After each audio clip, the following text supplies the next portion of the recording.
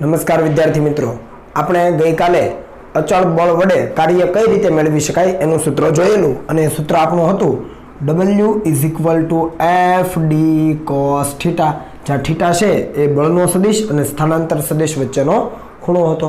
બરાબર છે. તો આ કાર્ય હતું એ અચળ બળ વડે થયેલું હતું. આ F જે હતું બળ એ આપણે કેવું લીધેલું? અચળ લીધેલું. ટૂંકમાં એ સ્થાન સાથે બદલાતું હતું નહીં. પણ આજે આપણે વાત કરવી છે ચલ બળ વડે થતું કાર્ય કઈ રીતે ગણી શકાય એના વિશે. તો ચલ બળ એટલે શું? તો કે સ્થાનાંતર સાથે બદલાતું હોય. હે ને? અહીંયા હું એ બાબતને લખી દઉં છું એટલે તમને યાદ રહે કે ચલ બળ એટલે સ્થાનાંતર સાથે બદલાય.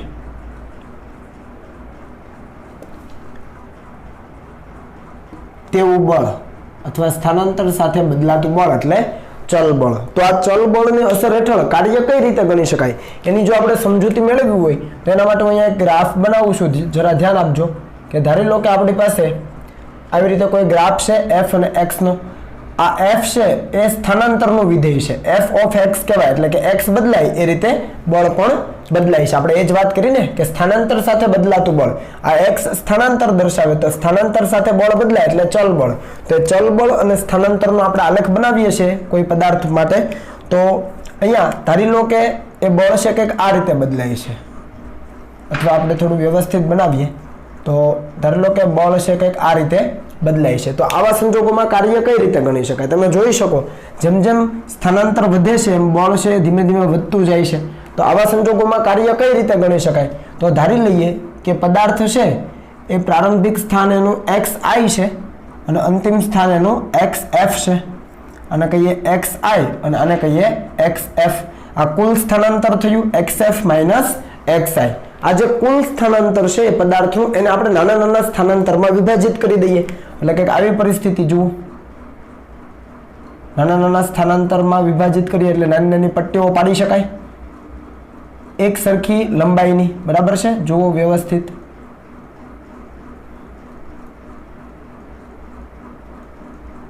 ઓકે,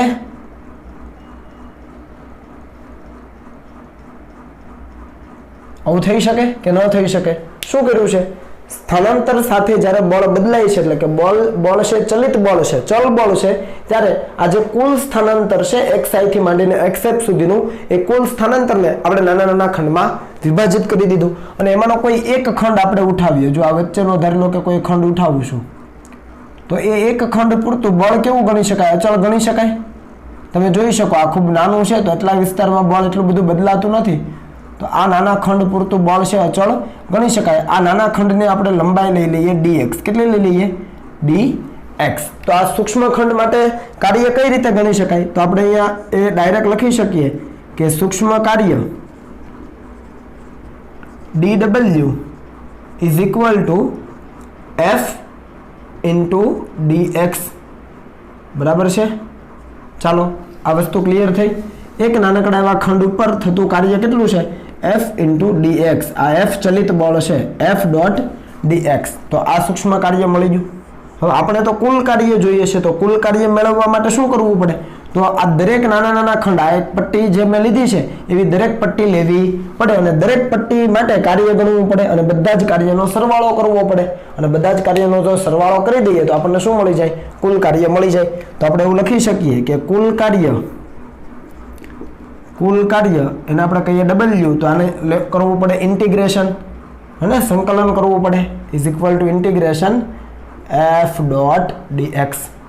બરાબર છે? તો આ આપણને મળી ગયું કુલ કાર્ય. અને આને જો વ્યવસ્થિત રીતે તમે જો જુઓ તો આ f × dx, f એટલે આ બળનું મૂલ્ય છે. સપોઝ અહીંયા બળનું મૂલ્ય આ રીતે છે તો f બળનું મૂલ્ય તમને મળી જાય અહીંયાથી બળની અક્ષ ઉપરથી.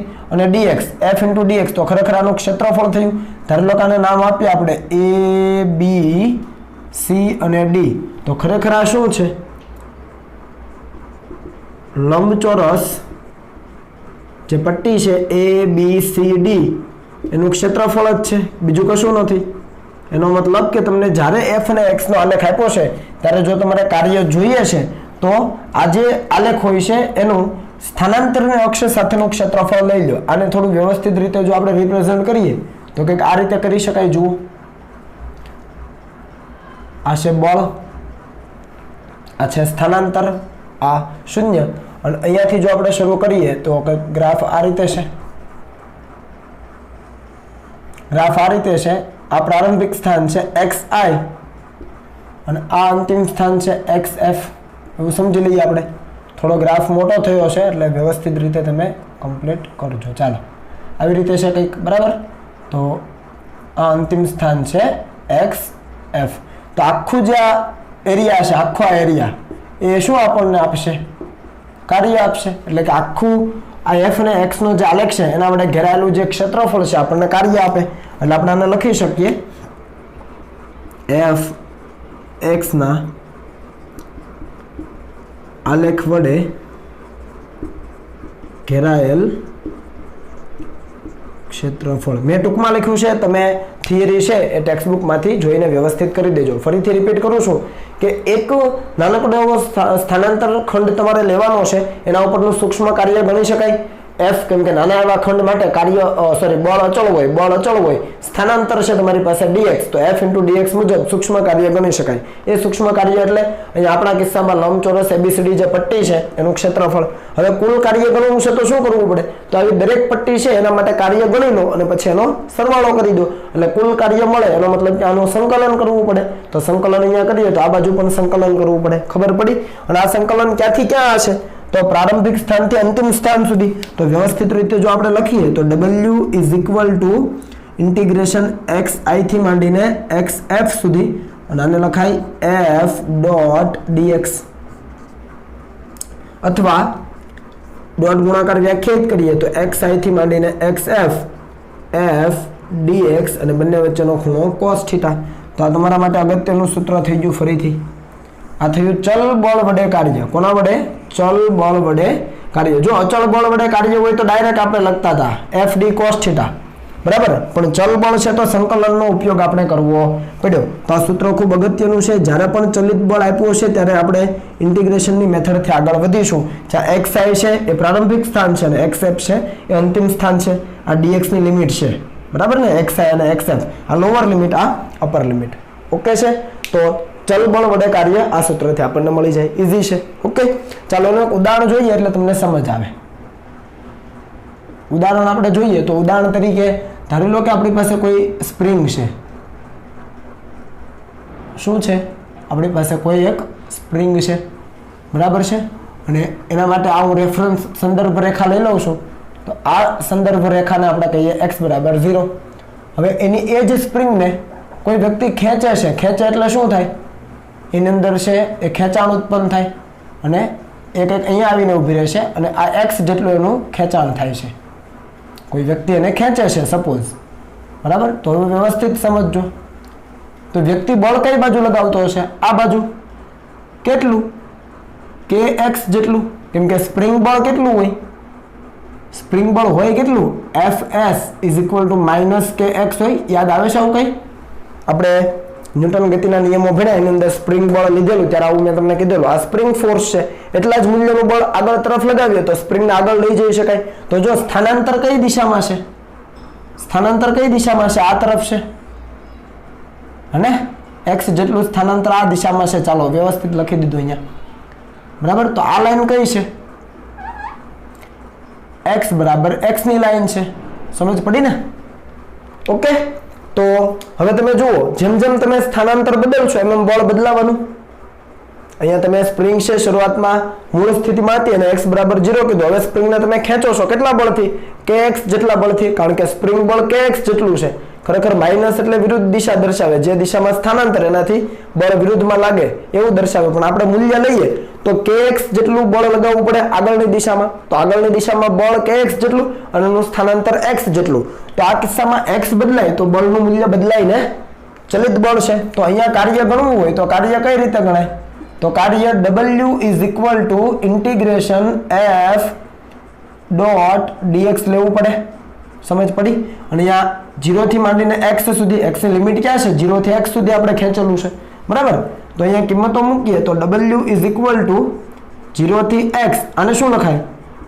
f dx cos θ. cos θ એટલે એફ અને ડીએક્સ વચ્ચેનો ખૂણો એફ ક્યાં લગાવો છો? આ દિશામાં ખેંચો છો એ બાજુ, અને સ્થાનાંતર પણ એ દિશામાં થાય તો cos 0. સમજ પડી? તો અહીંયા થઈ જશે એફ ની કિંમત હવે આપણે મૂકી દઈએ તો આ 0 થી માંડીને x, એફ ની કિંમત છે kx, તો આ થઈ ગયું kx dx અને આ થઈ ગયું 1 cos 0 1. કે અચળ બહાર નીકળી જાય તો w ઇઝ ઇક્વલ ટુ કે બહાર નીકળી જાય અને x ની કોઈ ઘાત નથી તો એક ઘાત, સંકલનમાં ઘાતમાં એકનો વધારો, વધેલી ઘાત છેદમાં, તો આવું લખાય x²/2 અને આ એની અપર લિમિટ, આ થઈ ગઈ લોઅર લિમિટ. અને તમે કિંમત મૂકો તો તમને જવાબ મળી જાય. આ 1/2 બહાર આવી જાય એટલે 1/2 kx². x ની જગ્યાએ એકવાર x મૂકો ને એકવાર x ની જગ્યાએ 0 મૂકો. 0 મૂકો તો પદ 0 થઈ જાય.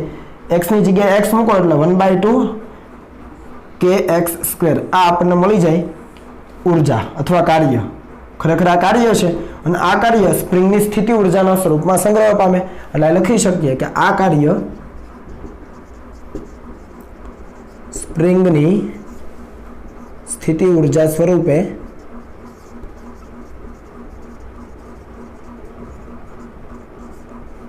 સંગ્રહ પામે છે.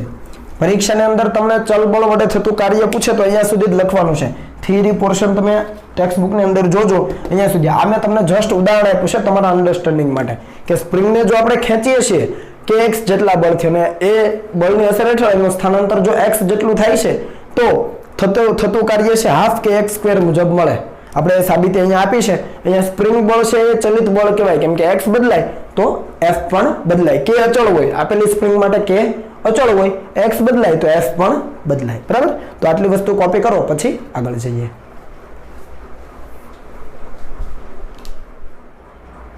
ચાલો દાખલો જોઈએ.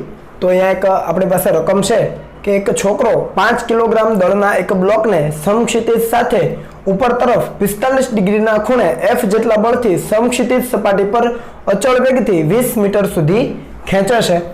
જો ગતિક ઘર્ષણાંક 0.2 હોય તો છોકરા વડે બ્લોક પર થતું કાર્ય શોધો. અહીંયા જે પરિસ્થિતિ આપી છે ને આપણે સમજીએ કે એક તમારી પાસે સમક્ષિતિજ સપાટી છે, એના ઉપર કોઈ એક બ્લોક પડ્યો છે જેનું દળ છે 5 કિલોગ્રામ અને એના ઉપર એક છોકરો છે એ સમક્ષિતિજ સાથે 45 ડિગ્રીના ખૂણે અને ઉપર તરફ, બરાબર છે, એ બળ લગાવી રહ્યો છે. એટલે સમક્ષિતિજ સાથે 45 ડિગ્રીના ખૂણે ઉપર તરફ f જેટલું બળ લગાવીને એને કેટલું ખેંચે છે તો કે શરૂઆતથી માંડીને 20 મીટર સુધી ખેંચે છે. હવે બ્લોક અને નીચેની સપાટી વચ્ચેનો ઘર્ષણાંક આપણને આપ્યો છે 0.2. તો એ છોકરા વડે બ્લોક પર કેટલું કાર્ય થયું હશે એ આપણે શોધવાનું છે. તો સૌપ્રથમ કાર્ય આપણને ગણવું છે તો અહીંયા આપણી પાસે સ્થાનાંતર છે એટલે આપણે બળ ગણવું પડે અથવા બળનો સ્થાનાંતરની દિશાનો જે ઘટક છે એ ગણવો પડે. હવે તમે અહીંયા પરિસ્થિતિ જુઓ તો અહીંયા બળ છે એ સમક્ષિતિજ સાથે ઉપર તરફ 45 ડિગ્રીના ખૂણે લાગે છે. એનો મતલબ કે બે ઘટકો પડશે એના. એક આ 45 છે તો f cos 45 અને લંબ રૂપે f sin 45. હવે તમે જુઓ સ્થાનાંતર સમક્ષિતિજ થાય છે તો બળનો સમક્ષિતિજ ઘટક લેવો પડે. એટલે સ્થાનાંતરની દિશાનો બળનો ઘટક કયો? f cos 45. અહીંયા cos 45 ની કિંમત તમે જાણો છો, સ્થાનાંતર છે તો આ બળ કેટલું લાગતું છે એ એકવાર મળી જાય પછી f cos 45 અને 20 છે એટલે બળ અને સ્થાનાંતરનો ગુણાકાર કરી દઈએ એટલે કાર્ય મળી જાય. અહીંયા કાર્યની અંદર f sin 45 નો કોઈ રોલ નથી. સમજ આવે છે ને? જે પ્રમાણે રકમ આપી એ પ્રમાણે આપણે અહીંયા બળને દર્શાવેલું છે અને બે ઘટકો પાડી દીધા. f sin 45 ના કારણે કોઈ પણ પ્રકારનું કાર્ય થવાનું નથી. તો આ f cos 45 જે સ્થાનાંતરની દિશાનો બળનો ઘટક, સ્થાનાંતરની દિશાનો બળનો ઘટક કયો? f cos 45. આના કારણે કાર્ય થાય તો સ્થાનાંતર છે cos 45 છે, આપણે બળ મેળવવું પડે. બરાબર? તો આ બળ મેળવવા માટેની પ્રોસેસ આપણે કરીએ તો આના માટે તમે આ બ્લોકનો FBD બનાવો તો એનું દળ જો સ્મોલ m હોય જે આપણને આપ્યું છે 5 કિલોગ્રામ તો નીચે તરફ વજન બળ લાગે mg અને આ નીચેની સપાટી બ્લોક ઉપર તરફ લંબ બળ લગાવે તો આ બંને બળ આપણી પાસે આવી ગયા. બળના ઘટકો પણ પાડી દીધા છે એટલે આ બળની હવે જરૂર નથી. અને બ્લોક આગળ તરફ ગતિ કરે તો પાછળ તરફ ઘર્ષણ બળ μ * n લાગે જેને આપણે સ્મોલ f તરીકે લખીએ છીએ. બરાબર? અહીંયા તમને કીધું છે કે ભાઈ એ આ જે બ્લોક છે એનો અચળ વેગથી ખેંચે છે. અહીંયા આપણને એક શબ્દ આપ્યો છે કે અચળ વેગથી ખેંચે છે. અચળ વેગથી ખેંચવાનો મતલબ શું? ન્યૂટન ગતિનો પહેલો નિયમ યાદ કરો. અચળ વેગથી ખેંચે છે એનો મતલબ જો આ દિશામાં તો બળનું સંતુલન છે એટલે n + f cos 45 = mg લખાય. બ્લોક અચળ વેગથી ગતિ કરે છે પણ શિરોલંબ દિશામાં સંતુલન તો n + f cos 45 = mg. એ તો છે જ. પણ સમક્ષિતિજ દિશામાં એ અચળ વેગથી ગતિ કરે એનો મતલબ કે જેટલું બળ આ છે એટલું બળ આ હશે. ખબર પડી ને? પરિણામી બળ શૂન્ય થવું જોઈએ. પ્રવેગ નથી, અચળ વેગ એટલે પ્રવેગ શૂન્ય, અને પ્રવેગ શૂન્ય એટલે F net બરાબર 0. તો જેટલું જમણી બાજુ બળ એટલું ડાબી બાજુનું બળ એટલે F cos 45 બરાબર μn થવું જોઈએ. તો F cos 45 બરાબર μn. સમજ પડી? તો આ બંને આપણી પાસે ઇક્વેશન આવી ગયા છે. એક આ છે અચળ વેગ ઉપરથી, અને શિરોલંબ દિશામાં તો સંતુલન છે જ, તો બીજું આ છે. ચાલો અહીંયાથી n ની કિંમત પકડો તો n ની કિંમત શું થાય? mg - f sin 45 થાય. એ અહીંયા મૂકી દો n ની જગ્યાએ. અહીંયાથી n ઉઠાવો અને અહીંયા મૂકી દો. તો f cos 45 as it is, μ પણ એઝ ઇટ ઇઝ, અને n ની કિંમત શું થાય? તો mg - f sin 45. આ μ અંદર આપીએ તો μ mg થાય. એ μ mg અહીંયા લખી દીધું. હજુ માઇનસ μf sin 45. આ f વાળું પદ અહીંયા f વાળું પદ, તો આ બાજુ લઈ આવીએ એટલે પ્લસ થઈ જાય, અને એમાંથી f કોમન કાઢી લો તો f કોમન એટલે અહીંયા શું વધે? cos 45. અને અહીંયા હજુ f કોમન નીકળી ગયો તો μ sin 45. આ માઇનસ હતા, આ બાજુ આવે તો પ્લસ, તો μ sin 45. ટૂંકમાં f વાળા પદ એક બાજુ ભેગા કર્યા, μ ને અંદર આપી દો, μ mg અહીંયા, આ μ અહીંયા આવે, અને માઇનસ વાળું પદ આ બાજુ, તો f કોમન એટલે cos 45 છે, f કોમન એટલે μ અને sin 45 આવી ગયું. બાકીનું પદ એઝ ઇટ ઇઝ. અહીંયાથી f આપણને જોઈએ છે કરતા બનાવી લો તો આની અંદર કિંમતો મૂકો. અહીંયા 1/√2, μ ની કિંમત તમને આપી 0.2, અહીંયા 1/√2, μ ની કિંમત છે m આપ્યો 5, અને g ની કિંમત મૂકો. બધું મૂકો એટલે બળ તમને મળી જશે 11.55 ન્યૂટન. આ જે બળ છે એનું મૂલ્ય મળી ગયું 11.55 ન્યૂટન. હવે આપણે શું કરવાનું છે? તો આપણને કીધું છે કે છોકરા વડે બ્લોક પર થતું કાર્ય શોધો. કાર્ય શોધવા માટે સ્થાનાંતર હોવું જોઈએ, અને સ્થાનાંતરની દિશામાં બળનો ઘટક હોવો જોઈએ. તો સ્થાનાંતરની દિશામાં બળનો ઘટક આ લેવાનો છે. ડાયરેક્ટ આ બળ ગુણ્યા સ્થાનાંતર, આ બંનેનો ગુણાકાર નથી કરી દેવાનો. સમજ પડી ને? આ તમને સમજાવેલું છે ને કે કાર્ય ગણવા માટે બળ અને સ્થાનાંતર એક જ દિશામાં હોવા જરૂરી છે. એટલે સીધું આ બળ અને આ સ્થાનાંતર ગુણાકાર નથી કરી દેવાનો. પણ અહીંયા જુઓ, કાર્ય બરાબર FD cos θ કહેવાય. એમાં સ્થાનાંતર અલગથી છે આપણી પાસે 20, તો અહીંયા f અને cos θ લેવો પડે. તો અહીંયા f cos 45 છે. જુઓ f cos 45 એટલે એ દિશામાં સ્થાનાંતર 20, તો થઈ ગયું આ f cos 45 × d. એટલે આ થયો સ્થાનાંતરની દિશાનો બળનો ઘટક, અને આ સ્થાનાંતર f ની કિંમત આપણે મેળવી 11.55 ન્યૂટન. મૂકી દો. cos 45 1/√2 મૂકી દો. d કેટલું આપ્યું છે? 20 મીટર. ઓલરેડી રકમમાં કીધું છે 20 મીટર ખેંચે છે. બધી જ કિંમતો મૂકો અને જવાબ લાવો તો એ મળી જશે 163.32 જૂલ. ઓકે, દાખલો ઈઝી છે, માત્ર FBD બનાવવાનું છે અને બળની કિંમત મેળવવાની છે. પણ ધ્યાન ક્યાં રાખવાનું છે? તો કે આ સીધું બળ અને આ સ્થાનાંતર ગણીને સીધું કાર્ય લખી નથી દેવાનું. આપણો જે કન્સેપ્ટ છે કે ભાઈ કાર્ય ગણવા માટે બળ અને સ્થાનાંતર બંને એક જ દિશામાં હોવા જોઈએ. ક્યાં તો બળનો સ્થાનાંતરની દિશાનો ઘટક લેવો પડે, અથવા સ્થાનાંતરનો બળની દિશાનો ઘટક લેવો પડે. ઓકે, તો આ બાબત ધ્યાનમાં રાખજો અને દાખલો ગણજો. એના પછી જોઈએ તો બીજો દાખલો છે કે સુરેખ માર્ગે ગતિ કરતા સ્મોલ m દળના પદાર્થ પર લાગતું સ્થાન આધારિત બળ. જુઓ, સ્થાન સાથે બદલાતું બળ છે એટલે આ ચલિત બળ છે. એ ચલિત બળ તમને આપ્યું છે F બરાબર a × e bx વડે અપાય છે. એટલે અહીંયા આપણી પાસે બળ છે, તો આપણને શું કીધું છે? તો ઉગમ બિંદુથી સ્મોલ d અંતર સુધી પદાર્થ પર થતા કાર્યનું મૂલ્ય શોધો. એટલે પદાર્થ છે ઉગમ બિંદુથી માંડીને d અંતર સુધી જાય એ દરમિયાન એના ઉપર થતા કાર્યનું મૂલ્ય. તો કાર્યનું સૂત્ર આપણી પાસે છે ચલિત બળ વડે થતું કાર્ય ઇન્ટિગ્રેશન f dx. અને એ ક્યાંથી ક્યાં જાય છે? ઉગમ બિંદુથી d. તો ઉગમ બિંદુને આપણે 0 કહીએ અને d અંતર સુધી. આ x ની લિમિટ કેટલી? dx ની લિમિટ 0 થી માંડીને d. સમજ પડી ને? ચાલો હવે તો અહીંયા લખી શકાય 0 આ d. f ની કિંમત આપણી પાસે છે a × e bx × dx. સમજ પડી? f ની કિંમત મૂકી દીધી છે અહીંયા × dx. આ a અચળ છે તો એને બહાર કાઢી શકાય, તો એને બહાર કાઢી લો. ચાલો e bx એનું dx ની સાપેક્ષે સંકલન શું થાય? તો e નું e(x) થાય. તો અહીંયા e(x) નું e(x) જુઓ, અને જેને x ધર્યો એનું છેદમાં વિકલન કરવું પડે. યાદ આવે છે સંકલનના નિયમો કઈ? જોજો જરા, આ અપર લિમિટ, આ લોઅર લિમિટ. એ અચળ બહાર કાઢી લીધો e(x) નું e(x), અને જેને x ધર્યો એનું છેદમાં કરવું પડે વિકલન. તો -bx નું x ની સાપેક્ષે વિકલન શું થાય? -b. હવે -b ને બહાર કાઢી લઈએ તો w = -a/b. આ -b અહીંયા તો -a/b. હવે e(-b) એકવાર x ની જગ્યાએ d મૂકવાનો. નિયમના માઇનસ અને ઈ રેસ ટુ એક્સની જગ્યાએ 0 તો આખું 0 થઈ જાય એટલે ઈ રેસ ટુ 0. સમજ પડી? એકવાર એક્સની જગ્યાએ ડી મૂકી દો તો ઈ રેસ ટુ માઇનસ બીડી નિયમના માઇનસ અપર લિમિટ પછી માઇનસ લોઅર લિમિટ આવે ને તો માઇનસ અને લોઅર લિમિટ એટલે એક્સની જગ્યાએ 0 મૂકો તો ઈ રેસ ટુ 0 થઈ જવાનું. બરાબર? તો અહીંયા આ માઇનસ હું અંદર આપી દઉં તો a બાય b બચે આગળ. આ માઇનસ અંદર આપ્યો એટલે માઇનસ વાળું પદ પ્લસ થઈ જાય. કોઈ પણની 0 ઘાત એટલે 1. બરાબર ને? આ માઇનસ અંદર માઇનસ માઇનસ પ્લસ કોઈ પણની 0 ઘાત એટલે 1 અને આને આપો એટલે minus e raise to minus BD. તો આ થઈ ગયો આપણા કાર્યનો જવાબ. ઓકે, ચાલો હવે લખી લો.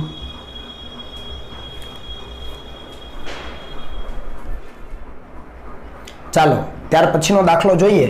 તો અહીંયા આપણી પાસે એક આલેખ આપેલો છે બળ અને સ્થાનાંતરનો અને આપણને રકમમાં કીધું છે કે એક 4 કિલોગ્રામ દળનો પદાર્થ છે એ લીસી સમક્ષિતિજ સપાટી ઉપર મૂક્યો છે. એના માટે બળ અને સ્થાનાંતરનો આલેખ આપેલો છે. જ્યારે પદાર્થ ઉપર લાગતું બળ બંધ થઈ જાય ત્યારે તેનો વેગ શોધો. પદાર્થ ઉપર લાગતું બળ છે બંધ થઈ જાય એટલે કે બળ લાગવાનું બંધ થઈ જાય ત્યારે એનો આપણને વેગ જોઈએ છે અથવા ઝડપ જોઈએ છે. તો તમે અહીંયા જોઈ શકો કે 0 થી માંડીને 8 મીટર સુધી છે પદાર્થ ઉપર બળ છે લાગે છે અને સ્થાન સાથે બદલાય છે. બરાબર? 8 મીટર પછી બળ લાગવાનું બંધ થઈ જાય છે તો ત્યારે આપણે એ પદાર્થનો વેગ જોઈએ છે. તો અહીંયા તમે જોઈ શકો કે બળ છે સ્થાન સાથે બદલાય છે એટલે કે આ ચલ બળનો કિસ્સો છે અને ચલ બળના કિસ્સામાં આપણે જો કાર્ય ગણવું હોય તો કાર્ય કઈ રીતે ગણી શકાય? તો આપણને ખબર છે કે કાર્ય બરાબર f અને x ના આલેખ વડે ઘેરાતું ક્ષેત્રફળ લેવું પડે. કઈ અક્ષ સાથે? સ્થાનાંતરની અક્ષ સાથે. તો અહીંયા આપણે આખો જે ગ્રાફ છે એને એનાલાઇઝ કરીએ તો સૌથી પહેલા 0 થી 3 મીટર માટે જુઓ. આ 0 થી 3 મીટર માટે તમે જુઓ એટલે આ એક ત્રિકોણ બને છે. આવો એક ત્રિકોણ બને છે. જુઓ એ ત્રિકોણનું ક્ષેત્રફળ કેટલું થાય? તો હાફ પાયો ગુણ્યા વેધ. હાફ પાયો એટલે 3 તો હાફ પાયો એટલે 3 અને વેધ એટલે કેટલી લંબાઈ છે? આ કેટલું માપ છે? 30. 30 માઇનસ 0 એટલે 30. તો ત્રિકોણનું ક્ષેત્રફળ મળી ગયું. આપણે કરવાનું શું છે? ચલ બળનો કિસ્સો છે એટલે બળ અને સ્થાનાંતરના આલેખ નીચે ઘેરાયેલું ક્ષેત્રફળ શોધીએ એટલે કાર્ય મળે. તો પહેલો ત્રિકોણ આવ્યો તો એનો હાફ પાયો ગુણ્યા વેધ મુજબ ક્લિયર છે. વત્તા હવે સમલંબ ચતુષ્કોણ છે જોઈ લો. તો એનું ક્ષેત્રફળ કેટલું થાય? તો એનું ક્ષેત્રફળ શોધવા માટે આપણે વાત કરેલી છે ઓલરેડી કે એની જે બે સમાંતર બાજુઓ છે એનો સરવાળો. તો એની બે સમાંતર બાજુનો સરવાળો આ એક બાજુ છે એનું માપ કેટલું? 30. બીજી બાજુનું માપ કેટલું? 20. તો 30 ને 20 50 થયું. તો એનો સરવાળો 50 ગુણ્યા એ બંને બાજુઓ વચ્ચેનું અંતર, સમાંતર બાજુ વચ્ચેનું અંતર એટલે 4 માઇનસ 3 એટલે 1 અને એને ભાગ્યા 1/2 એટલે એને ગુણ્યા 1/2. ખ્યાલ આવો? ફરીથી આ સમલંબ ચતુષ્કોણ છે તો જે બે સમાંતર બાજુઓ છે જો આ નીચેની બાજુ અને ત્રાસી બાજુ એને સમાંતર ન કહેવાય. સમાંતર બાજુ આ બંને છે. તે બંને સમાંતર બાજુ છે એની જે માપ છે એનો સરવાળો આ છે 20 નું અને આ છે 30 નું. તો 20 ને 30 50 એ છે. પછી બંને સમાંતર બાજુઓ વચ્ચેનું અંતર એટલે 4 માઇનસ 3 એટલે 1 તો એ બંનેનો ગુણાકાર અને એને ગુણ્યા 1/2. રેડી? પછી આગળ જઈએ તો શું આવે છે? તો પછી આપણને અહીંયા ખ્યાલ આવે કે અહીંયા લંબચોરસ આવે છે. બરાબર છે? આ લંબચોરસ આવે છે તો એનું ક્ષેત્રફળ કેટલું થાય? તો લંબાઈ ગુણ્યા પહોળાઈ. આ 4 માઇનસ 6 માઇનસ 4 એટલે 2 અને આ માપ કેટલું છે? તો કે 20. તો એ 20 આવી ગયું. બરાબર? વત્તા છેલ્લે શું આવે છે? તો પાછો ત્રિકોણ આવે છે. તો હાફ પાયો ગુણ્યા વેધ.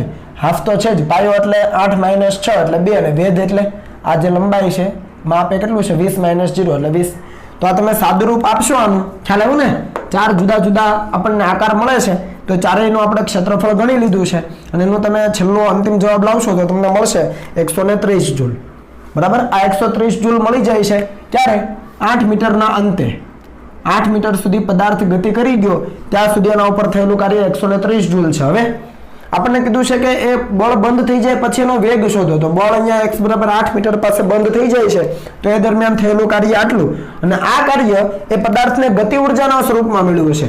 આના વિશે આપણે આગળ ડિટેલમાં ચર્ચા કરીશું પણ તમને આ કન્સેપ્ટ યાદ હોવો જોઈએ. તમે નાના ધોરણમાં પણ ભણી ગયા છો કે આ જે પણ કાર્ય થાય છે 8 મીટરના અંતે એ પદાર્થને ગતિ ઉર્જાના સ્વરૂપમાં મળેલું હોવું જોઈએ. બરાબર? પદાર્થ તો ગતિમાન અવસ્થામાં જ છે એટલે જે પણ કાર્ય થયું છે કઈ ઉર્જાના સ્વરૂપમાં? ગતિ ઉર્જાના સ્વરૂપમાં. તો જ આપણે વેગ મેળવી શકીશું. બરાબર? તો એ ગતિ ઉર્જાના સ્વરૂપમાં જો મેળવવું હોય તો 130 જૂલને આપણે હાફ mv² કહી શકીએ. ગતિ ઉર્જાનું આ સમીકરણ છે. આના વિશે આપણે આગળ ડિટેલમાં ભણવાના છીએ. અત્યારે જસ્ટ યાદ રાખી લો કે ગતિ ઉર્જાને હાફ mv² મુજબ લખાય. તો અહીંયા હાફ mv² બરાબર 130 થાય કારણ કે કાર્ય એ ગતિ ઉર્જાના સ્વરૂપમાં સંગ્રહ પામે છે અથવા એ પદાર્થને ગતિ ઉર્જાના સ્વરૂપમાં મળે છે એવું પણ કહી શકાય. તો હાફ mv² બરાબર 130 બરાબર. તો અહીંયા તમે m ની કિંમત મૂકો કેટલી છે 4, અહીંયા 4 મૂકી દો બરાબર. તો અહીંયા તમે 4 મૂકશો એટલે 4/2 એટલે 2 થઈ ગયું અને 130/2 થાય એટલે 65. v² બરાબર 65 મળે તો v બરાબર વર્ગમૂળમાં 65 મીટર પ્રતિ સેકન્ડ. તો આ થઈ ગયો આપણો અંતિમ જવાબ. સિમ્પલ છે, ગ્રાફ આપેલો હતો એના ઉપરથી તમે કાર્ય મેળવી લીધું અને એ કાર્ય પદાર્થને ગતિ ઉર્જાના સ્વરૂપમાં મળે એટલે કે હાફ mv² બરાબર આ કાર્ય 130 જૂલ. સિમ્પલ, પછી v મળી જાય. આગળ આવી જઈએ. આ દાખલામાં જુઓ 2 કિલોગ્રામ દળનો એક પદાર્થ છે એના પર લાગતા બળની અસર હેઠળ x અને t વચ્ચેનો સંબંધ આ સૂત્રથી અપાય છે. x બરાબર t³/3. જ્યાં x છે મીટરમાં છે એટલે કે સ્થાનાંતર છે અને t છે સેકન્ડમાં છે જે સમય છે. તો પ્રથમ 2 સેકન્ડમાં પદાર્થ પર થતું કાર્ય શોધો. ધ્યાન આપજો, પ્રથમ 2 સેકન્ડમાં પદાર્થ પર થતું કાર્ય શોધો. તમે જુઓ અહીંયા સ્થાન છે એ સમય સાથે બદલાય છે બરાબર છે. તો અહીંયા આપણે કાર્ય કઈ રીતે ગણીશું? તો અહીંયા આપણી પાસે સ્થાનાંતર છે અચળ નથી, સમય સાથે બદલાય છે એટલે પ્રથમ 2 સેકન્ડમાં આપણે જો કાર્ય ગણવું હોય તો આપણે ચલ બળનો કિસ્સો ધ્યાનમાં લેવો પડે અને ચલ બળ બરાબર ઇન્ટિગ્રેશન f dx લખવું પડે. હવે ઇન્ટિગ્રેશન f dx લખો તો શું થાય? તો અહીંયા f ની જગ્યાએ આપણે ma લખવું પડે. કેમ? કારણ કે અહીંયા આપણી પાસે પદાર્થનું દળ છે અને અહીંયા આપણને સ્થાન આપ્યું છે. સ્થાનનું 2 વાર વિકલન કરીએ તો પ્રવેગ મળી જાય. તો જુઓ એમ તો છે જ, એ મેળવવા માટે શું કરીએ? આ સ્થાન આપ્યું છે ને રકમમાં, એનું એકવાર વિકલન કરીએ, dx/dt કરીએ એટલે વેગ મળે. અને વેગ કેટલો મળે? તો આનું તમે વિકલન કરો એટલે અહીંયા ઉપર શું થઈ જાય? 3t² થઈ જાય. અહીંયા શું થઈ જાય? 3t² ઉપર અને છેદમાં 3, 3 કેન્સલ એટલે ખાલી t² વધે. હવે તમને આવડે છે બરાબર. વેગ મેળવો, એ વેગનું ફરીથી એકવાર વિકલન એટલે પ્રવેગ મળે. તો t² નું શું થાય? 2t થાય બરાબર. તો આપણને આ પ્રવેગ મળી ગયો છે જે આપણને જોઈતો હતો, a = 2t. ચાલો હવે આપણી પાસે પ્રવેગ પણ છે એટલે હવે w બરાબર અહીંયા f બરાબર ma લીધું ને, f ની જગ્યાએ આપણે શું લીધું? ma. તો m ની કિંમત એઝ ઇટ ઇઝ, a ની કિંમત શું આવી? 2t. આ dx ક્યાંથી લેવાનો છે? તો dx છે અહીંયાથી લો, આ dx અહીંયાથી લઈ લો. શું આવે? dx ને પકડો, t² × dt થાય. તો આ t² × dt જુઓ, dx ની કિંમત અહીંયાથી લો, t² × dt થઈ ગયું. હવે આ 2 × m, m તો 2 છે જેટલો અચળ છે તો 2 × m અચળ. અને હવે અહીંયા t અને t² તો t³ એનું dt ની સાપેક્ષે સંકલન. લિમિટ હવે આપણે થઈ ગઈ 0 થી 2 સેકન્ડમાં. પ્રથમ 2 સેકન્ડ એટલે 0 થી માંડીને 2 સેકન્ડ. તો 0 થી 2 સેકન્ડમાં આપણે એનું સંકલન કરીએ તો 2m એઝ ઇટ ઇઝ અને t³ છે ઘાતમાં 1 નો વધારો, વધેલી ઘાત છેદમાં એટલે t⁴/4 upper limit lower limit. હવે બધી કિંમતો મૂકી દો તો 2 એઝ ઇટ ઇઝ, m એટલે 2 કિલોગ્રામ છે મૂકી દીધા. t ની જગ્યાએ 2 મૂકો, 2 ની 4 ઘાત એટલે 16, 16/4 અને એકવાર 0 મૂકો તો એ તો 0 જ થવાનું છે. તો આ 2 × 4 અને આ 4 કેન્સલ એટલે w બરાબર 16 જૂલ તમને મળી ગયું. પ્રથમ 2 સેકન્ડમાં થયેલું કાર્ય કેટલું છે? 16 જૂલ છે. ઈઝી છે દાખલાઓ, થોડું એવું ધ્યાન આપવાનું છે એટલે ખ્યાલ આવી જાય. ઓકે, ચાલો હવે કોપી કરી લો. ત્યારબાદ ઉદાહરણનો દાખલા નંબર 6.5 જોઈએ. રકમ આપણી પાસે છે કે રેલવે પ્લેટફોર્મની ખરબચડી સપાટી પર એક બહેન પતરાની પેટીને ઘસડે છે. તેની 10 મીટર અંતર સુધી 100 ન્યૂટનનું બળ લગાડે છે અને ત્યારબાદ થાકની માત્રા વધતા તેમણે લગાડેલું બળ છે રેખીય રીતે ઘટીને 50 ન્યૂટનનું થાય છે. પતરાની પેટીએ કાપેલું કુલ અંતર કેટલું છે? 20 મીટર છે. તો બહેને લગાડેલું બળ અને 50 ન્યૂટન જેટલા ઘર્ષણ બળ વિરુદ્ધ સ્થાનાંતર દર્શાવતો આલેખ દોરો અને બંને બળો વડે 20 મીટર અંતર સુધીમાં થયેલું કાર્ય શોધો. અહીંયા 2 બાબતો આપણને પૂછેલી છે. તો આપણે સૌપ્રથમ આ રકમને એનાલાઇઝ કરીએ તો શું કહે છે? તો શરૂઆતમાં એ બેન છે પેટીને ઘસડે છે, શરૂઆતના 10 મીટર અંતર સુધી 100 ન્યૂટનનું બળ લગાડે એટલે આપણે બળ અને સ્થાનાંતરનો આલેખ બનાવવાનો છે. એક બહેને લગાડેલું બળ વિરુદ્ધ સ્થાનાંતર અને 50 ન્યૂટન જેટલું ઘર્ષણ બળ હોય એના વિરુદ્ધ સ્થાનાંતર. એટલે એક સાથે બંને વસ્તુ આપણે બાહ્ય બળ, બહેને લગાડેલું બાહ્ય બળ અને ઘર્ષણ બળ વિરુદ્ધ સ્થાનાંતરનો આલેખ એક જ આલેખમાં બનાવી દઈએ. તો અહીંયા તમે જોઈ શકો કે અહીંયા મેં ઉગમ બિંદુ લીધું છે, ઉપર તરફ બહેને લગાડેલું બાહ્ય બળ છે, નીચે તરફ મેં ઘર્ષણ બળ લીધું છે બરાબર. હવે ટોટલ સ્થાનાંતર કેટલું છે? તો પતરાની પેટીએ કાપેલું કુલ અંતર છે 20 મીટર છે એટલે આ 10 મીટર આ 20 મીટર. અહીંયા કામ તમામ થઈ જાય છે બરાબર છે, કમ્પ્લીટ. હવે શરૂઆતની જે 10 મીટર છે ત્યાં સુધીમાં એ બહેન છે 100 ન્યૂટનનું બળ લગાવે એટલે એ અચળ બળ કહેવાય. તો 0 થી 10 મીટર સુધી 100 ન્યૂટનનું બળ અચળ છે. તમે જોઈ શકો B થી C સુધી. આટલી વસ્તુ ક્લિયર થઈ. 0 થી માંડીને 10 મીટર સુધી 100 ન્યૂટનનું બળ લાગે એટલે 100 ન્યૂટનનું બળ એટલે સમક્ષિતિજ રેખા આવે. હવે ત્યારબાદ થાકની માત્રા વધતા તેમણે લગાડેલું બળ રેખીય રીતે ઘટીને કેટલું થઈ જાય? 50 ન્યૂટન. એટલે રેખીય રીતે ઘટાડો એટલે આ C થી E માર્ગ. રેખીય રીતે ઘટાડો એટલે આ રીતે દર્શાવવું પડે. જુઓ બળ 100 માંથી કેટલું થઈ ગયું? 50. ઘટીને કેટલું થઈ ગયું? 100 માંથી 50. બાકીના 10 મીટરમાં ટોટલ પતરાની પેટી એક આપેલું અંતર તો 20 મીટર છે. સમજ પડી ને? એટલે શરૂઆતની 10 મીટરમાં 100 ન્યૂટનનું અચળ બળ લગાવે છે એ બહેન, અને પછી બાકીનું જે 10 મીટર છે એમાં એ બળ 100 માંથી ઘટીને 50 થઈ જાય છે. એ ઘટાડો રેખીય રીતે છે. તો આ લેખ આપણો થઈ ગયો. સમજ પડી? તો આટલું કમ્પ્લીટ થયું. હવે બીજું કીધું છે આપણને, એટલે આ બાહ્ય બળ અને સ્થાનાંતરનો આલેખ બની ગયો. હવે બીજું કીધું છે 50 ન્યૂટનનું ઘર્ષણ બળ છે. એ 0 થી માંડીને 20 મીટર સુધી 50 ન્યૂટનનું જ છે, પણ એ બાહ્ય બળની વિરુદ્ધમાં હોય. એટલે આપણે પોઝિટિવ y-અક્ષ કરતા નેગેટિવ y-અક્ષમાં દર્શાવવું પડે, કેમ કે ઘર્ષણ બળ છે ક્યાં હોય? બાહ્ય બળની વિરુદ્ધમાં હોય. તો બાહ્ય બળ આપણે ઉપર લીધું તો ઘર્ષણ બળ એનાથી વિરુદ્ધમાં લેવું પડે, નીચે. તો -50 ન્યૂટન લીધું. માઇનસ કેમ? કારણ કે નીચે તરફ છે એટલા માટે બાહ્ય બળની વિરુદ્ધમાં છે એટલે મેં -50 લખ્યા. ખબર પડી? તો એનો ગ્રાફ થઈ ગયો. ઓકે, તો આ બળ અને સ્થાનાંતર અને ઘર્ષણ બળ અને સ્થાનાંતરનો આખો ગ્રાફ કમ્પ્લીટ. હવે બીજું કીધું છે કે બંને બળો વડે એટલે કે બાહ્ય બળ વડે અને ઘર્ષણ બળ વડે 20 મીટર અંતર સુધીમાં થયેલું કાર્ય શોધો. હવે આ કાર્ય શોધવું છે તો તમે જુઓ અહીંયા F અને X નો આલેખ છે, અને જ્યારે પણ બળ અને સ્થાનાંતરનો આલેખ હોય ત્યારે કાર્ય શોધવા શું કરવાનું? તો કે આ બળ અને સ્થાનાંતરનો જે આલેખ છે એનું ક્ષેત્રફળ લેવાનું. તો સૌપ્રથમ બહેને કરેલું કાર્ય શોધીએ. એને આપણે કહીએ W capital F. Capital F એટલે બાહ્ય બળ વડે થયેલું કાર્ય. તો F અને X ના આલેખનું ક્ષેત્રફળ અહીંયા મેં કેપિટલ F લીધું છે, જે બહેને લગાડેલું છે એ. તો તમે અહીંયા વ્યવસ્થિત જરા જુઓ તો તમને ખ્યાલ આવે કે A B C D આ શું બને છે? આખો એક લંબચોરસ કહેવાય એક પ્રકારનો. અહીંયા ચોરસ દેખાય છે પણ આ માપ જો વધારે છે, આ ઓછું છે એટલે લંબચોરસ. તો લંબચોરસનું ક્ષેત્રફળ લંબાઈ ગુણ્યા પહોળાઈ એટલે કે 10 ગુણ્યા 100. તો એ થઈ ગયું 10 ગુણ્યા 100 વત્તા હજુ એક બાકી રહી ગયો. જો સમલંબ છે, આ ખ્યાલ આવે છે? આનું આ રીતે દર્શાવવું કંઈક અલગ રીતે. આ સમલંબ છે, જુઓ. તો આ સમલંબ છે તો બે સમાંતર બાજુનો સરવાળો. તો સમાંતર બાજુ કેટલી છે? તો આ 50 અને બીજી છે 100. તો 100 વત્તા 50 એ અહીંયા લખાઈ ગયું છે, જુઓ. પછી બંને વચ્ચેનું અંતર તો 20 - 10 તો એ પણ છે, અને આખાને ગુણ્યા 1/2. સમજ પડી ને? ફરીથી એ જ આવ્યું છે, જુઓ સમલંબ છે, બંને બાજુનો સરવાળો સમાંતર બાજુ હોય એનો કરવાનો. તો અહીંયા બાજુનો આ બાજુ સમાંતર છે તો આ 50 અને આ 100 એટલે 150 થઈ જાય. 150 બંને વચ્ચેનું અંતર લેવાનું એટલે 20 - 10 એ પણ આવી ગયું, અને એને ગુણ્યા 1/2. સાદુરૂપ આપો એટલે તમને મળી જાય બાહ્ય બળ એટલે કે બહેને કરેલું કાર્ય છે એ છે 1750 જૂલ. આ એક જવાબ આવી ગયો આપણો. નંબર 2 આપણને શું કીધું છે? ઘર્ષણ બળ વડે થયેલું કાર્ય. હવે 0 થી માંડીને 20 મીટર સુધી ઘર્ષણ બળ તો એક સરખું જ લાગે છે, 50 ન્યૂટનનું.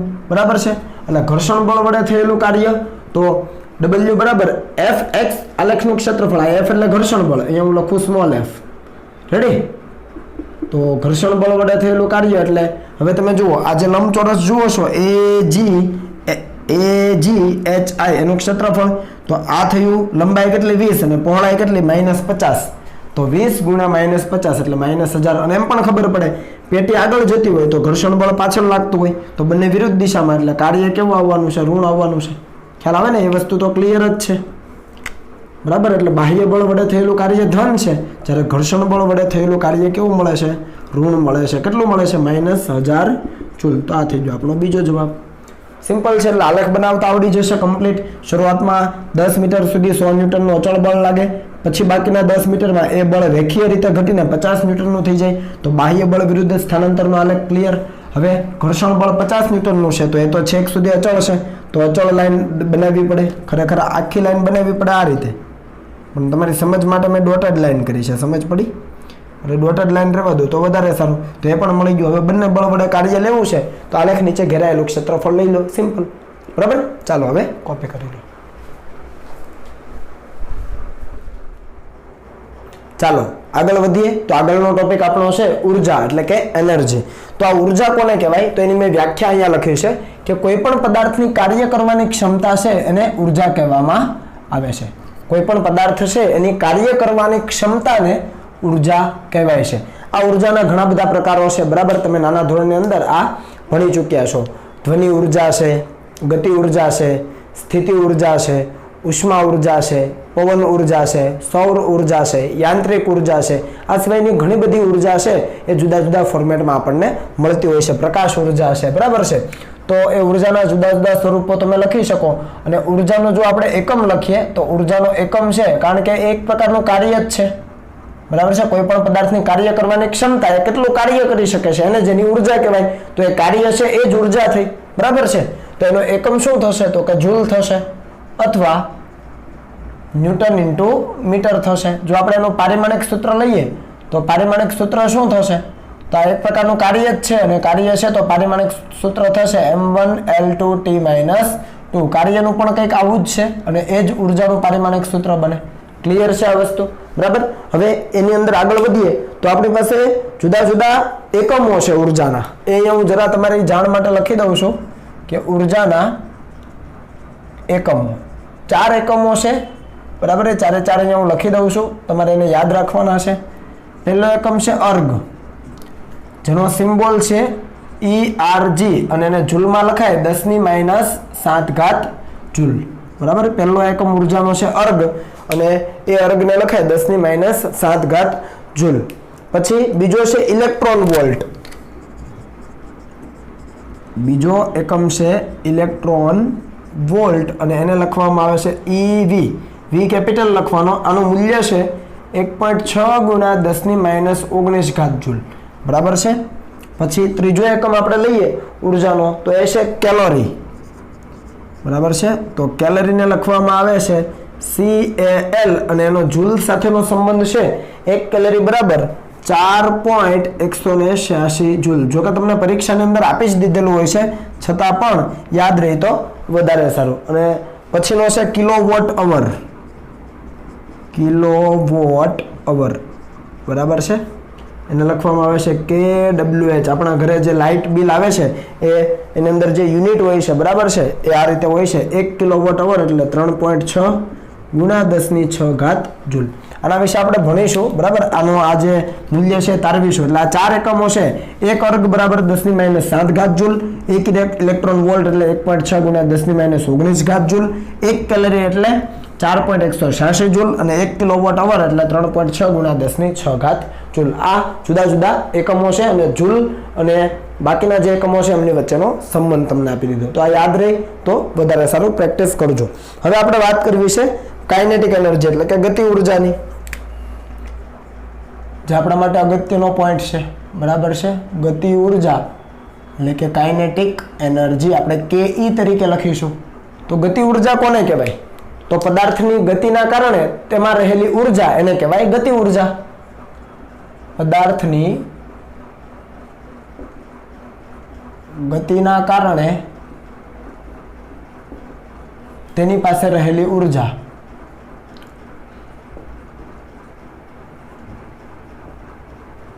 ઉર્જાને ગતિ ઉર્જા કહેવાય। સિમ્પલ છે વ્યાખ્યા। પદાર્થની ગતિના કારણે તેની પાસે રહેલી જે ઉર્જા છે અથવા એને કહેવાય કાર્ય કરવાની જે ક્ષમતા છે, આપણે કીધું ને કે પદાર્થની કાર્ય કરવાની ક્ષમતાને જ ઉર્જા કહેવાય। તો લખી શકાય કે પદાર્થની ગતિના કારણે તેની પાસે રહેલી કાર્ય કરવાની જે ક્ષમતા છે એને કહેવાય ગતિ ઉર્જા। તો આ ગતિ ઉર્જાનું આપણે સમીકરણ તારવવું છે। તો એના માટે આપણે ધારી લઈએ કે ધારો કે m દળનો પદાર્થ છે એ પ્રારંભમાં સ્થિર છે, પ્રારંભમાં સ્થિર છે એનો મતલબ શું તો V0 = 0 થાય, પ્રારંભમાં સ્થિર હોય તો। હવે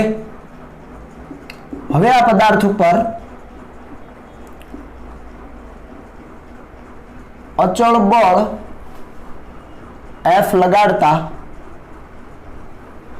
તેનું સ્થાનાંતર d જેટલું થાય છે। વ્યવસ્થિત સમજો। શરૂઆતમાં પદાર્થ સ્થિર હતો, હવે એના ઉપર આપણે અચળ બળ F લગાવીએ છીએ, કેપિટલ F, અને એ દરમિયાન એનું સ્થાનાંતર છે એ સ્મોલ d જેટલું થાય છે। તો કાર્ય કેટલું ગણાય આથી પદાર્થ પર થતું કાર્ય, તો કાર્ય એટલે W is equal to f D cos theta, કારણ કે અચળ બળ છે તો અચળ બળ વડે થતું કાર્ય એફ ડી કોસ થીટા. હવે જે દિશામાં બળ લાગે છે, ધારો કે આ પદાર્થ છે એનું સ્થાનાંતર છે આ દિશામાં થાય છે, તમારી સમજ માટે ખાલી અહીંયા બનાવું, સ્થાનાંતર આ દિશામાં થાય છે ને એના ઉપર બળ પણ આ જ દિશામાં લાગે છે, તો બળ અને સ્થાનાંતર એક જ દિશામાં હોય, આ પદાર્થનું દળ છે એમ, બરાબર. બળ અને સ્થાનાંતર એક જ દિશામાં હોય તો થીટા 0 અને થીટા 0 એટલે cos 0 1, તો અહીંયા થઈ ગયું f into D, f into D. આ f ને શું લખી શકાય? તો m ઇન્ટુ a લખી શકાય, કારણ કે પદાર્થ ઉપર બળ લાગે છે એ ગતિમાન અવસ્થામાં આવે છે તો કંઈક એનો પ્રવેગ હશે, તો અહીંયા ન્યૂટન ગતિના બીજા નિયમ મુજબ f is equal two ma લખી શકાય. આટલી વસ્તુ સિમ્પલ છે. તો આને કહીએ આપણે સમીકરણ નંબર 1. ફરીથી રિપીટ કરું છું, w બરાબર એફ ડી કોસ થીટા, એમાં f અને d એક જ દિશામાં, તો ખાલી એફ ડી બચ્યું, f એટલે m ઇન્ટુ a, કારણ કે પદાર્થ છે હવે પ્રવેગી ગતિ કરવાનો, કારણ કે એના ઉપર બળ લાગે છે, એનું દળ છે, તો બળ અને દળ હોય તો પ્રવેગ મળે, બરાબર છે. હવે અચળ પ્રવેગી ગતિનું સમીકરણ આવડે? અચળ પ્રવેગી ગતિના સમીકરણ પરથી શું લખાય?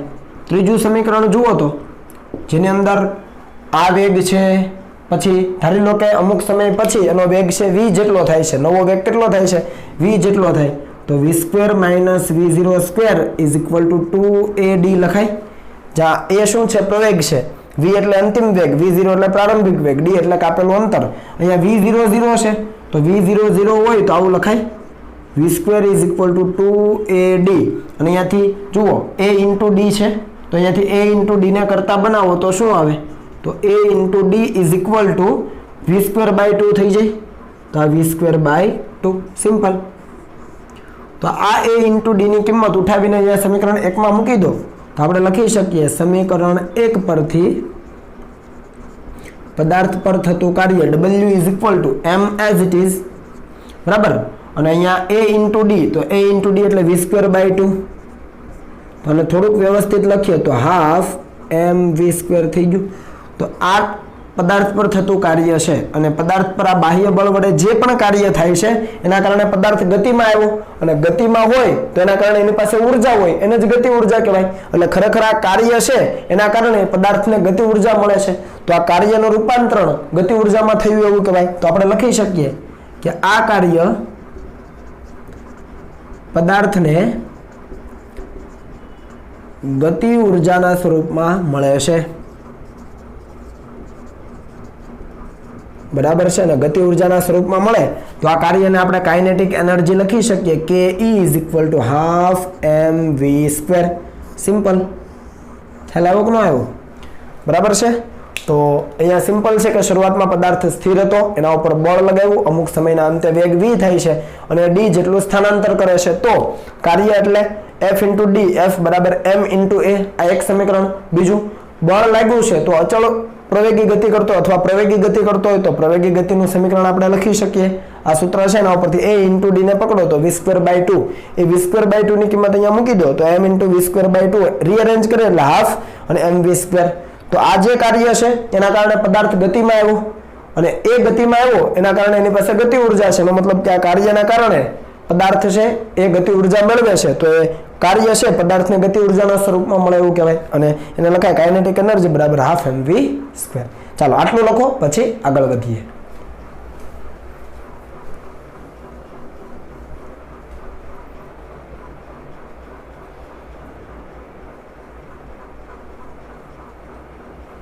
ચાલો ઓકે,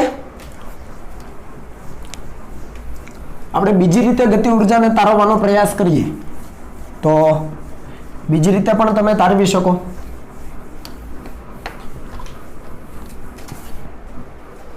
અને એ મેથડ માટે આપણે એ લખું છું બીજી રીત. તમે કોઈ પણ એક લખો તો ચાલી જાય. આપણે ધારી લઈએ કે પદાર્થ ઉપર F જેટલું બળ લાગે છે,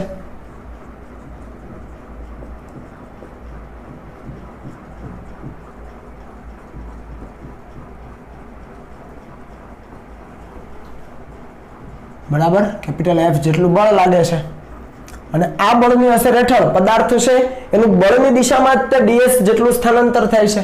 તો લખીએ કે આ બળની અસર હેઠળ પદાર્થનું બળની દિશામાં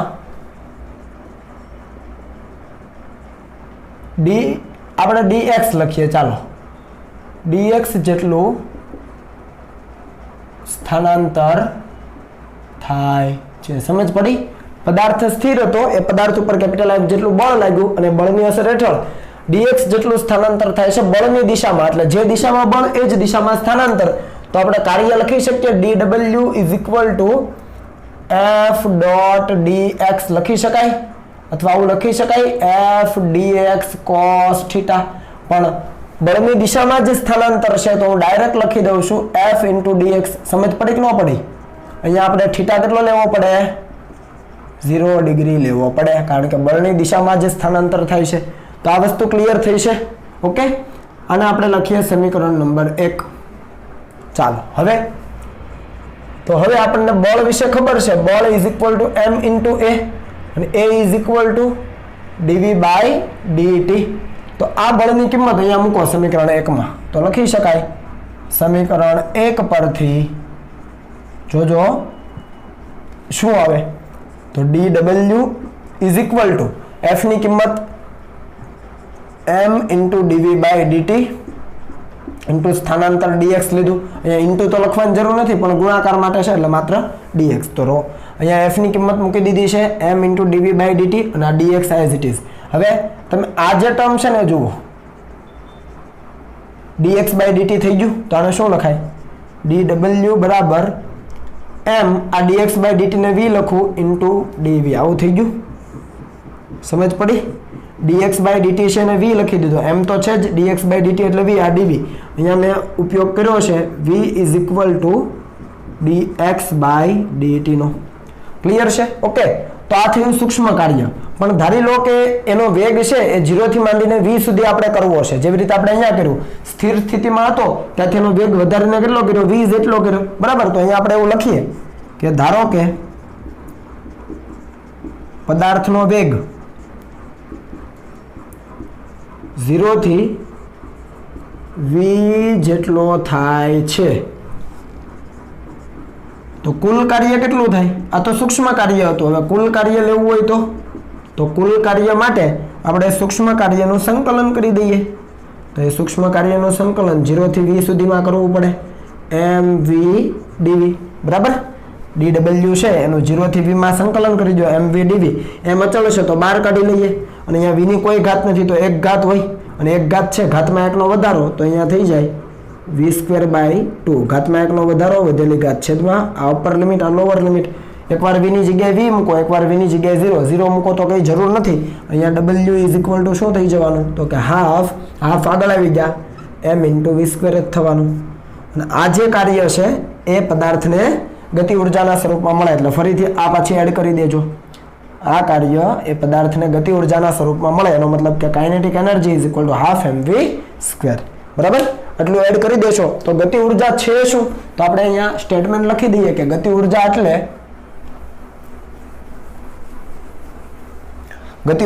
પદાર્થનું દળ અને પદાર્થના વેગના વર્ગના ગુણાકારનું અડધું મૂલ્ય. સમજો, ગતિ ઉર્જા એટલે પદાર્થનું દળ અને વેગના વર્ગનો જે ગુણાકાર છે એનું અડધું મૂલ્ય એટલે ગતિ ઉર્જા. તો અહીંયા લખી શકીએ કે અર્થાત ગતિ ઉર્જા એટલે પદાર્થના દળ અને વેગના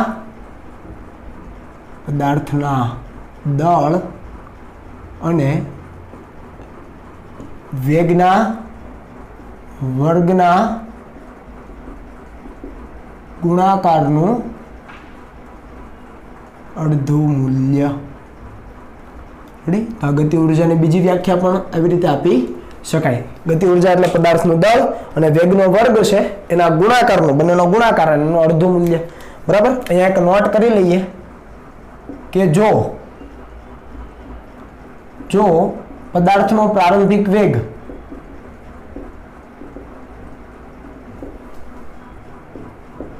v0 હોય કે જે 0 નથી, આનો મતલબ સમજ પડી ને? પદાર્થનો પ્રારંભિક વેગ v0 હોય જે 0 નથી, એટલે પ્રારંભિક વેગ કંઈક છે. પ્રારંભિક વેગ v0 હોય તો પદાર્થની ગતિ ઉર્જામાં થતો ફેરફાર કઈ રીતે અપાય? તો અહીંયા લખાય કે ફાઇનલ માઇનસ કે initial is equal two half mv² minus half mv0². સમજો વ્યવસ્થિત રીતે, ખબર પડી? જો પદાર્થનો પ્રારંભિક વેગ v0 છે, 0 નથી, તો પદાર્થની ગતિ ઉર્જામાં થતો ફેરફાર, ગતિ ઉર્જાનો ફેરફાર એટલે અંતિમ ગતિ ઉર્જા માઇનસ પ્રારંભિક ગતિ ઉર્જા, જેને આપણે ડેલ્ટા કે કહી શકીએ હવે, બરાબર? તો અંતિમ ગતિ ઉર્જા એટલે અંતિમ વેગ લેવો પડે, અને પ્રારંભિક ગતિ ઉર્જા એટલે પ્રારંભિક વેગ લેવો પડે, કારણ કે દળ તો અચળ છે. તો અંતિમ ગતિ ઉર્જા એટલે હાફ m અંતિમ વેગ એટલે v0² માઇનસ પ્રારંભિક ગતિ ઉર્જા, પ્રારંભમાં વેગ v0 છે, તો હાફ m v0².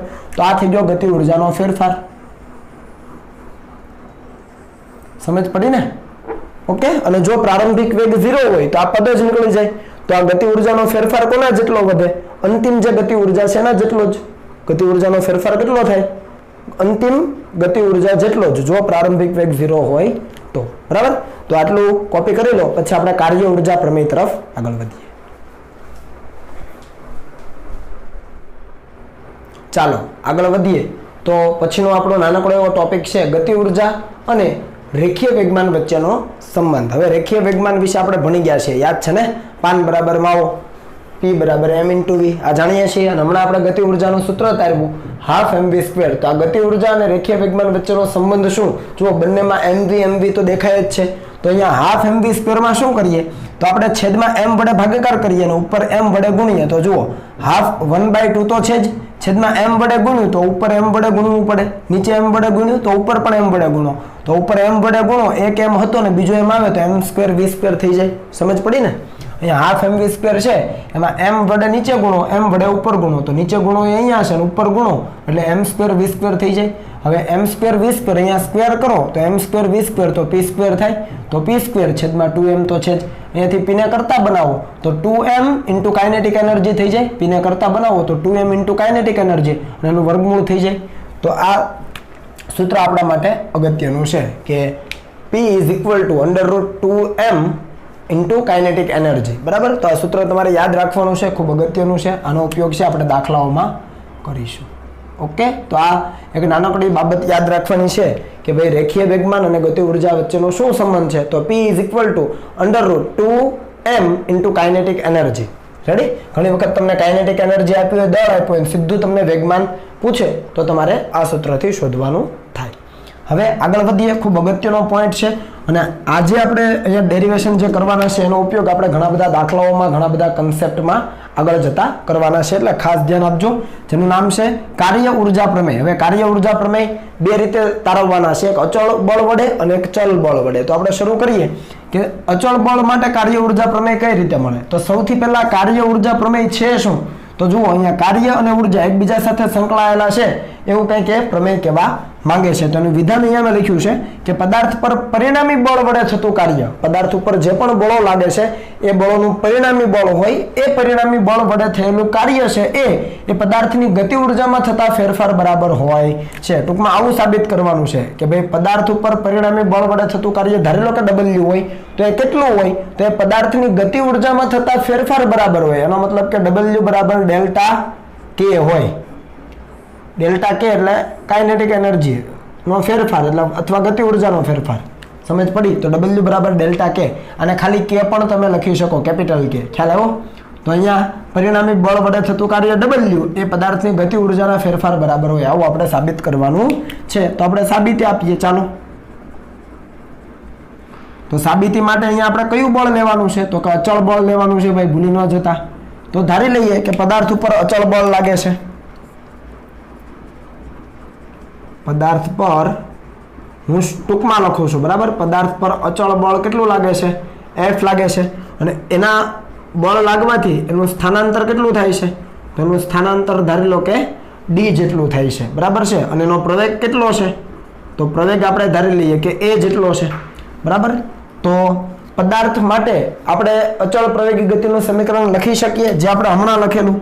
કયું લખી શકીએ? v² - v0² = 2ad લખી શકાય. હવે આની અંદર આપણે બંને બાજુ m/2 વડે ગુણીએ, m/2 વડે ગુણીએ એટલે જોજો હવે m/2 વડે ગુણીએ એટલે શું થાય તો અહીંયા m/2 છે અને v² માઇનસ m/2 વડે ગુણીએ v02 is equal two m/2 વડે ગુણીએ ઇન્ટુ 2ad. સમજ પડી?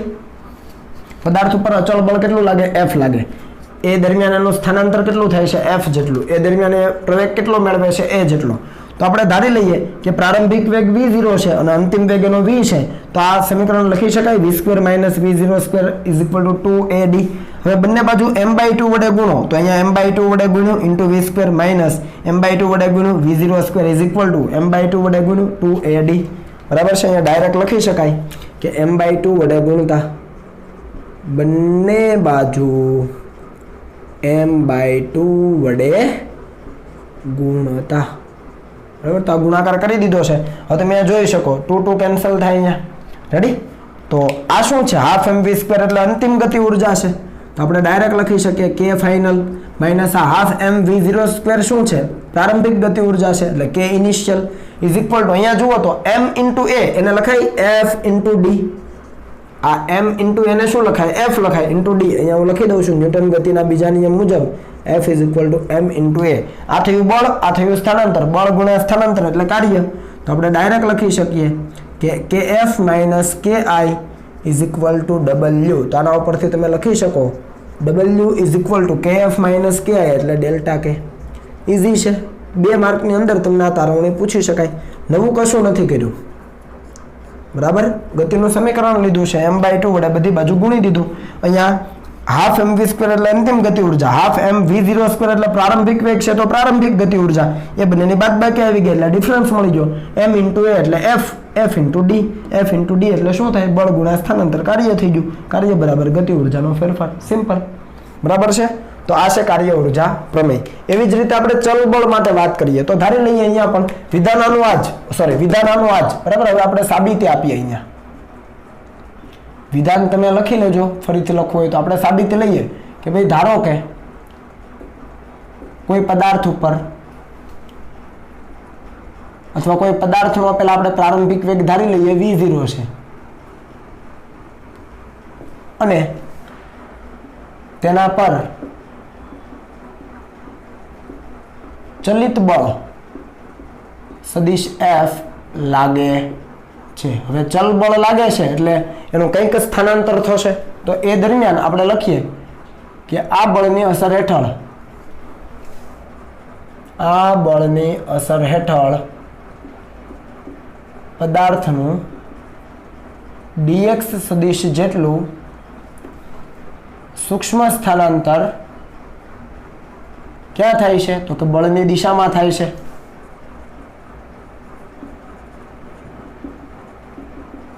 તો બળ જે દિશામાં લાગે છે એ જ દિશામાં સ્થાનાંતર, તો થીટા કેટલો થાય? 0 થાય. તો કાર્ય ગણી શકાય. કાર્ય પણ સૂક્ષ્મ હોય કેમ કે સૂક્ષ્મ સ્થાનાંતર છે. તો સૂક્ષ્મ કાર્ય હોય કેટલું હોય? f ઇન્ટુ dx જેટલું. કેમ? કારણ કે થીટા બરાબર 0. હવે તમને ખ્યાલ છે કારણ કે બળની દિશામાં જ સ્થાનાંતર થયું તો થીટા બરાબર 0. તો f ઇન્ટુ dx. f ની કિંમત જો અહીંયા મૂકી હોય તો આપણે મૂકી શકીએ. શું મૂકી શકીએ? તો હું ડાયરેક્ટ લખું છું dw is equal to m into a into dx લખાય કારણ કે f is equal to m into a. એની જગ્યાએ શું લખાય? તો m into dv by dt લખાય ઇન્ટુ dx. ફરીથી અહીંયા જુઓ આપણે આગળ કર્યું તો એમ dx ના છેદમાં dt છે અને શું લખાય? v લખાય. તો અહીંયા લખાય mv dv. આ મળી ગયું સૂક્ષ્મ કાર્ય. બરાબર છે? હવે કુલ કાર્ય ગણવું હોય તો શું થાય? તો હવે જો પદાર્થનો વેગ v0 થી v થતો હોય તો કુલ કાર્ય કેટલું થાય? કુલ કાર્ય w is equal two integration dw is equal two integration v0 થી માંડીને v અને આ થયું mv dv. અહીંયા m કોમન નીકળી જાય એટલે અચળ નીકળી જાય તો અહીંયા થઈ જાય v નો વર્ગ બાય 2, v ની ઘાતમાં 1 નો વધારો, વધેલી ઘાત છેદમાં અને અપર લિમિટ લોઅર લિમિટ. ચાલો v ની જગ્યાએ એક વખત v મૂકો તો શું થશે? તો W ઇઝ ઇક્વલ ટુ આ 1/2 તો છે જ, m પણ છે, એક વખત v ની જગ્યાએ v મૂકો તો v square minus lower limit મૂકો એટલે હાફ m અંદર આપી દો તો હાફ m અંદર આપી દીધું અને એક વખત v ની જગ્યાએ v0 નો સ્ક્વેર. સમજ પડી ને? એકવાર v ની જગ્યાએ v મૂકો એટલે અપર લિમિટ માઇનસ એક વખત v ની જગ્યાએ v0 મૂકો. રેડી? તો તમારું સૂત્ર બને mv²/2 છે, mv²/2 minus mv0²/2 minus mv0²/2 એને વ્યવસ્થિત લખ્યું half mv² minus half mv0². તો આને શું લખાય? અંતિમ ગતિ ઉર્જા માઇનસ પ્રારંભિક ગતિ ઉર્જા. આ અંતિમ છે તો k ફાઇનલ, આ પ્રારંભિક તો ઇનિશિયલ. તો આપણે લખી શકીએ કે W is equal to delta k. Ready? અહીંયા જે પણ કાર્ય છે એ કુલ કાર્ય છે. સમજ પડી ને? આ જે પણ કાર્ય છે કુલ કાર્ય છે અને આ ગતિ ઉર્જાનો ફેરફાર અંતિમ ગતિ ઉર્જા માઇનસ પ્રારંભિક ગતિ ઉર્જા. એટલે અહીંયા જે W છે એમાં ખાસ કાળજી લેજો. પદાર્થ ઉપર છે એ જુદા જુદા બળ લાગતા હોય તો કાર્ય ઘણા બધા હોય. ખ્યાલ આવો? જેમ કે કોઈ પદાર્થ નીચે આવે છે, કોઈ પદાર્થ ઉપરથી નીચે આવે છે મુક્ત પતન કરીને, તો ગુરુત્વાકર્ષણ બળ વડે એટલે કે mg છે ગુરુત્વાકર્ષણ બળ છે એના વડે જે કાર્ય થાય છે એ કાર્ય અલગ હોય. પછી પદાર્થ નીચે આવે છે તો અવરોધક બળ હવાનું બળ ઉપર લાગે તો હવાના બળ વડે જે કાર્ય થાય અલગ હોય. એટલે અહીંયા કુલ કાર્ય લેવાનું છે, ખાલી એક બળ વડે કાર્ય નથી લઈ લેવાનું. પદાર્થ ઉપર જેટલા બળ લાગે છે એ બધા જ બળ વડે થયેલું કાર્ય લઈ લેવાનું છે. સમજ પડે? દાખલો આવશે ત્યારે આપણે જોઈશું. ઓકે, પણ આને કોપી કરી લો અને આને યાદ રાખવાનું છે. ચાલો.